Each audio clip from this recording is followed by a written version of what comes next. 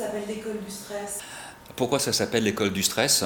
On est parti sur les mots-clés Internet, c'est-à-dire que les gens qui cherchaient une formation comme la nôtre, on s'est dit que les mots-clés que la personne a utilisés, c'était école, stress.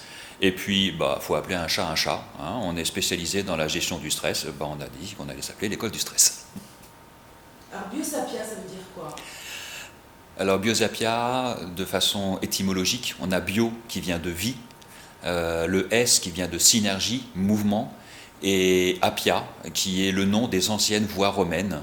Ce qui, si je synthétise, hein, c'est un cheminement vers, vers un mouvement de vie, vers un retour à soi, une redynamisation vers. Et vous parliez de la méthode de Vitose. Qu'est-ce que c'est exactement? La méthode Vitose, Vitose est le nom d'un médecin contemporain de Freud qui exerçait en Suisse. À l'époque, la méthode était très très connue, puisque même le train qui faisait Paris-Lausanne s'appelait le train Vitose. C'est une méthode qui va utiliser les sensations, donc on est sur des choses qui sont simples, concrètes, pratiques, et elle est spécifiquement construite pour cibler et la gestion des émotions et la gestion du mental.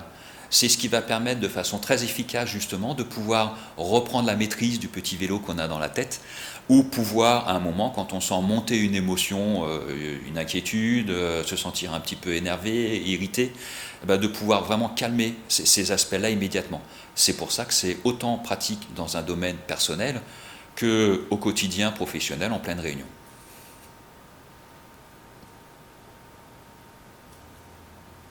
Quelle est la nécessité d'une école de stress? Ah oui, bonne question. Je dirais, moi je vois quand même une spécificité dans la méthode Biosapia que pour l'instant, à ma connaissance, je ne vois pas ailleurs, c'est qu'elle est vraiment dédiée et spécifiquement orientée vers l'autonomie de l'autre. C'est-à-dire que c'est pas seulement, le praticien ne va pas seulement relaxer la personne qui est en face, il va aussi apprendre à la personne qui est en face à se relaxer elle-même et à utiliser des outils dans son quotidien. Et ça, je trouve que c'est vraiment important, justement à l'époque qui est la nôtre. Si on va regarder quelques chiffres, l'Agence européenne de la santé et de la sécurité au travail, on nous dit qu'il y a un Français sur deux qui est stressé, qu'il y a dans le monde de l'entreprise une journée d'absence sur deux qui est spécifiquement rattachée aux conséquences du stress. Et puis, pour être positif, les statistiques, les études démontrent maintenant qu'une entreprise qui investit 1 euro dans la gestion du stress récupère en retour sur son investissement 2,19 € ou 2,20 € selon qu'on fait une étude sur l'international ou spécifiquement sur la France. Et bon, c'est vrai que là je sors des chiffres comme ça. Moi je continue, la majorité de mon activité se fait dans le monde de l'entreprise. J'interviens pour accompagner soit des gouvernances, soit des managers, soit des collaborateurs. Et la méthode Biosapia qui existe depuis 1974, eh bien l'école du stress, c'est la 3e génération d'école qui a pour objectif de mettre à la disposition de tous, autant des individus que des entreprises et des organismes, les avantages de cette méthode dans l'autonomie et la gestion au quotidien du stress. Est-ce que vous pouvez nous dire la différence entre la sophrologie et la relaxation? La différence entre la sophrologie et la relaxation Biosapia.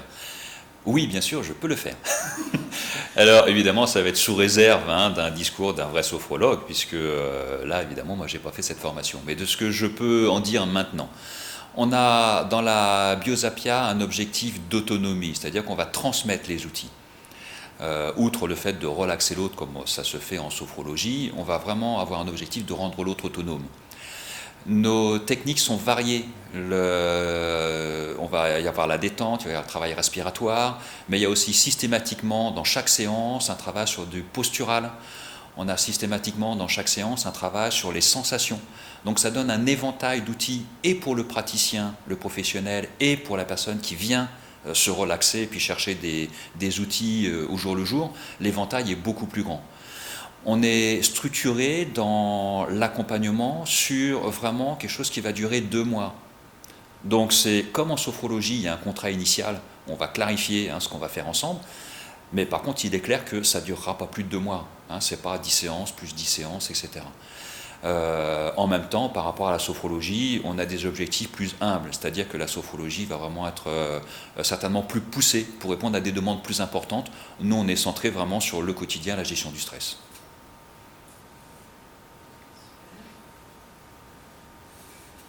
Est-ce que cette méthode pourrait aussi être proposée par exemple à des enfants? Ah oui, bien sûr. Outre les aspects génériques, on a toujours des spécificités sur les méthodes de relaxation, alors en fonction du public ou en fonction des demandes. Et en fonction du public, bien sûr, c'est les enfants, c'est le troisième âge, c'est les retraités.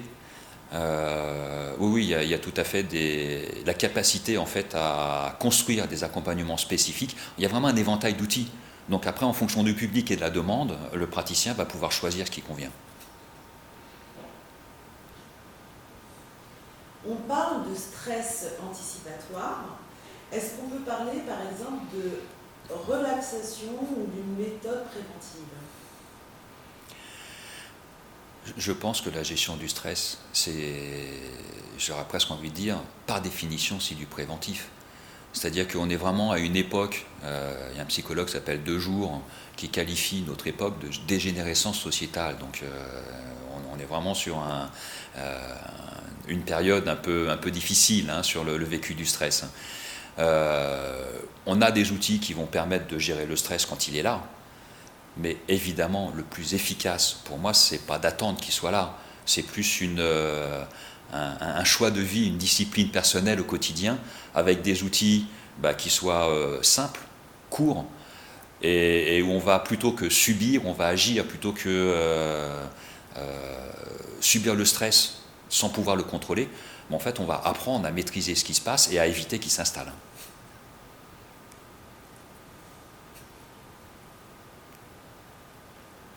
Donc vous voulez dire qu'avec les outils que vous pouvez proposer dans cette école, en tant que stressé ou en tant que personne qui subit un stress, je vais pouvoir vraiment gérer ça toute seule, être autonome, utiliser les outils facilement, m'en rappeler, et je vais pouvoir gérer ça toute seule.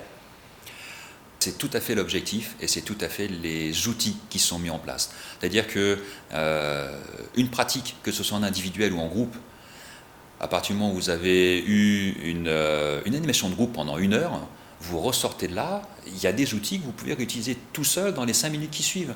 L'accompagnement individuel, c'est pareil. Et c'est vraiment ça l'objectif, c'est de faire que vous n'avez pas besoin d'un accompagnement d'1 mois, 2 mois, 3 mois. C'est une séance d'1h30. Dans la séance d'1h30, vous avez des outils que vous pouvez vous réutiliser l'heure qui suit. C'est vraiment un objectif d'autonomie.